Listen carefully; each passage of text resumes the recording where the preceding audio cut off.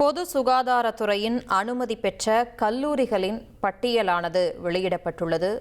துணை செவிலியர், சுகாதார ஆய்வாளர் உள்ளிட்ட படிப்புகளுக்கான கல்லூரிகள், இந்த கல்லூரிகளின் பட்டியல், மாணவர்கள் சேர்க்கை, எண்ணிக்கை விவரம் ஆகிய விவரங்களானது வெளியிடப்பட்டுள்ளது. அங்கீகாரமின்றி எந்த ஒரு மருத்துவ கல்வி நிறுவனங்களும் இயங்கக்கூடாது.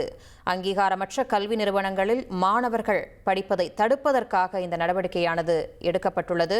11 அரசு மருத்துவமனைகளில் துணை செவிலியர், மகப்பேறு உதவியாளர் உள்ளிட்ட படிப்புகளை வழங்கக்கூடிய அரசு மற்றும் தனியார் கல்லூரிகளின் பட்டியலை பொது சுகாதாரம் மற்றும் நோய் தடுப்பு மருந்து துறை வெளியிட்டுள்ளது. முதன்முறையாக இந்த பட்டியலானது வெளியாகியுள்ளது. 56 தனியார் மருத்துவ கல்வி நிறுவனங்களில் சுகாதார ஆய்வாளர் அளிப்பதற்கு இதற்கு அனுமதி அளிக்கப்பட்டுள்ளது. அது தொடர்பான முக்கிய செய்தியை பார்த்துக் கொண்டிருக்கிறோம். இனி செல்லும் இடமெல்லாம் செய்தி. தந்தி டிவியின் வாட்ஸ்அப் சேனலை ஃபாலோ பண்ணினா செல்ல இருக்கும் இடமெல்லாம் செய்தி. இதோ QR கோட், இப்பவே ஸ்கேன் பண்ணுங்க, ஃபாலோ பண்ணுங்க.